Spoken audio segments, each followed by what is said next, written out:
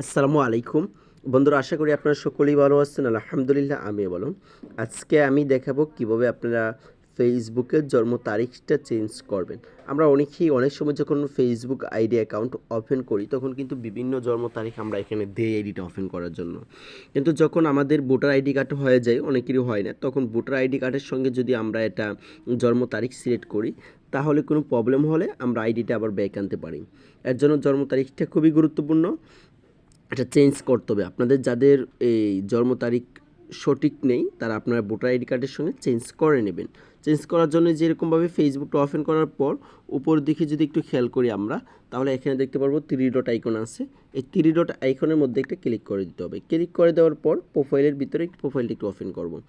Open হয়ে যাওয়ার পর আপনাদের যাদের প্রফেশনাল মোড সিস্টেমটা চালু করা আছে আপনাদের এখানে এরকমভাবে আসবে, যে এরকমভাবে আসবে। আর যাদের নেই কোনো সমস্যা নেই, আপনারা এখান থেকে 3 ডট আইকন আবার দেখতে পাবেন। এই যে 3 ডট আইকন, এটার উপরে একটা ক্লিক করে দিতে হবে।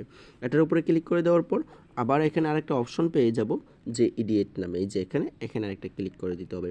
এখানে ক্লিক করে দেওয়ার পর এখানে এই যে এরকমভাবে চলে আসবে এই কন্ট্যাক্ট ইনফো। তারপরে একটু নিচের দিকে যদি আপনারা আসেন এখানে দেখতে পারবেন এই যে বেসিক ইনফো। এই বেসিক ইনফোর মধ্যেই হচ্ছে গিয়ে আমাদের কাজটা। এই বেসিক ইনফোর নিচে দেখুন এখানে কিন্তু জন্ম তারিখ দেওয়া আছে জুলাই 6 তারপরে 2000। এখন আমাদের যে কাজটা করতে হবে, এখন যেহেতু আমরা চেঞ্জ করব, চেঞ্জ করার জন্য এখানে কলম আইকন যে চিহ্নটা আছে আপনারা এই দিকে দেখেন, এই কলম আইকন চিহ্নটার উপর একটা ক্লিক করতে হবে।